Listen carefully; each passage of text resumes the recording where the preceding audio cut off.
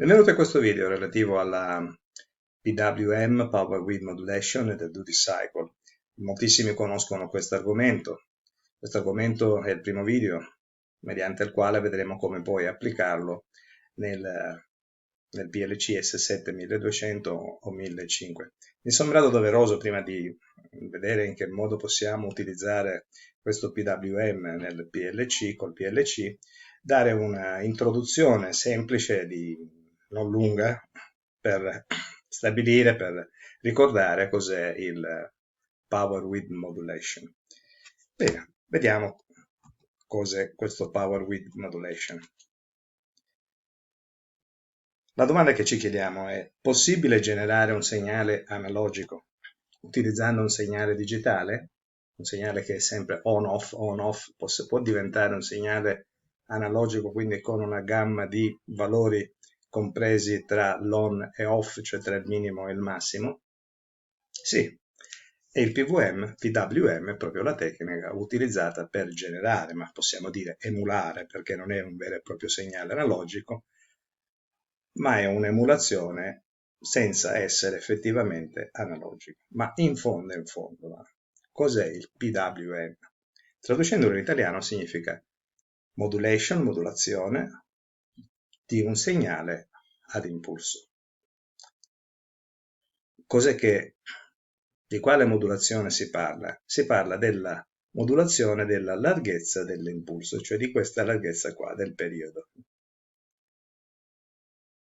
Nella pratica si tratta della tecnica di generare un segnale ad onda quadra, eccolo qua, dove la frequenza è fissa, come in questo caso la frequenza è ogni 50 millisecondi, quindi ho scritto frequenza perché la R me la sono dimenticata, è di 20 Hz.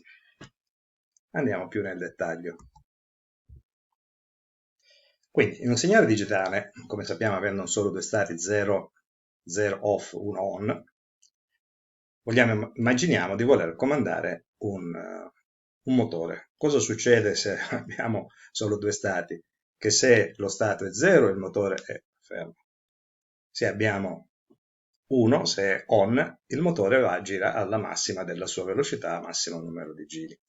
Quindi ci chiediamo, com'è possibile trasformare questo segnale digitale, come abbiamo detto nella prima slide in analogico, per avere il controllo della velocità del motore elettrico, in modo che possiamo gestire la velocità, il numero di giri non solo del motore elettrico, ma vedremo anche di altro.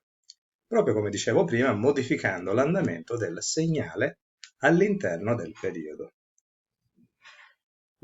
L'intervallo di tempo, quindi in cui lo stato è on, rispetto al periodo di tempo in cui è off, oppure possiamo dire il periodo di tempo dello stato on rispetto a tutto il totale del periodo. Per esempio, portando lo stato logico per metà del periodo alto e l'altra metà basso. Qual è la conseguenza di questa variazione del segnale all'interno del periodo? Quindi per metà periodo alto e per metà periodo basso? Facendo variare la fase dell'accensione, dello spegnimento del segnale digitale per il dispositivo, cioè per il motore o altro, al motore o ad altro questo apparirebbe come un ingresso di potenza costante e avrebbe come tensione la tensione media per tutta la durata di questo periodo.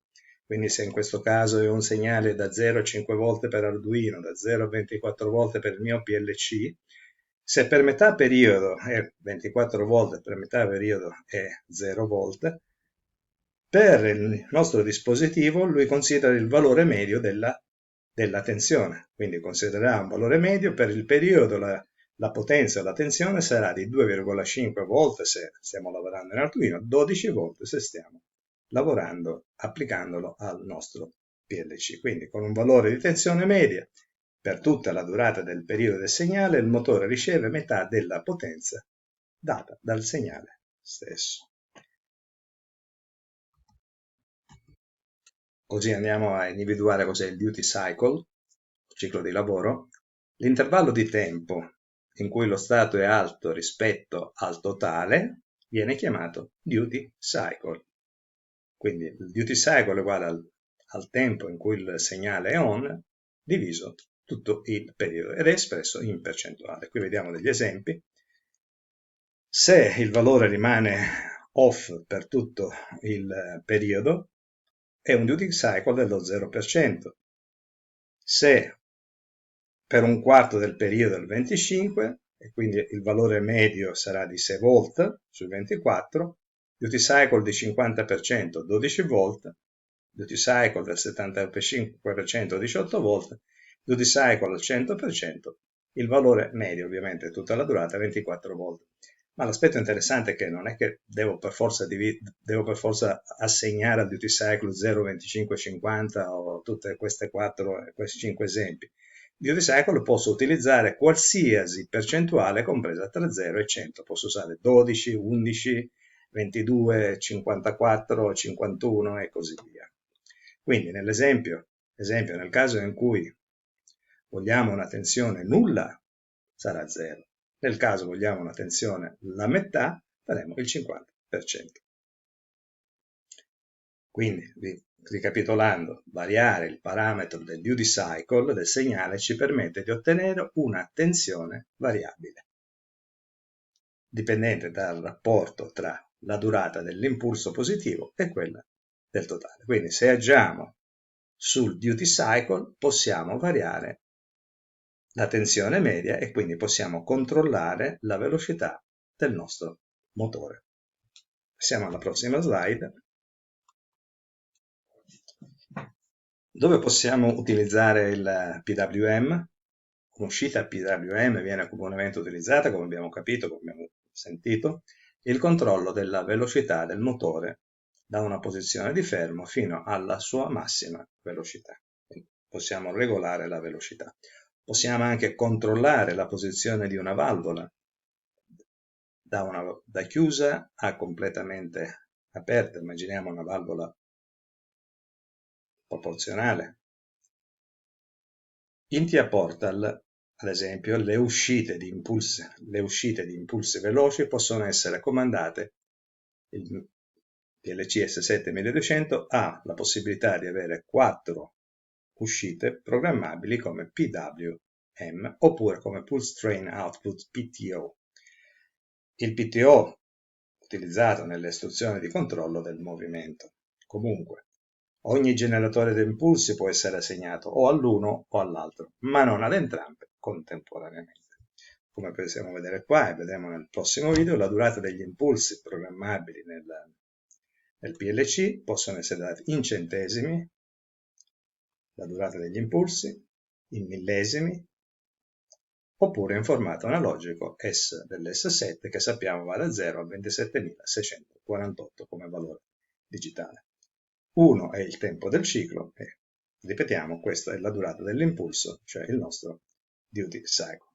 Cosa vedremo nel prossimo video? Vedremo come applicare il PWM con l'S7-1200, cioè come configurare un'uscita digitale in un'uscita para analogica con l'uscita PWM. Quindi grazie per la visione del video, spero che sia stato sufficientemente chiaro, eventualmente scrivetemi che non è stato così. Se vi è piaciuto il video iscrivetevi al mio canale, forse molti lo siete già, potete così vedere tutti gli altri video, non solo su questi argomenti ma anche su molti altri argomenti. Arrivederci al prossimo video.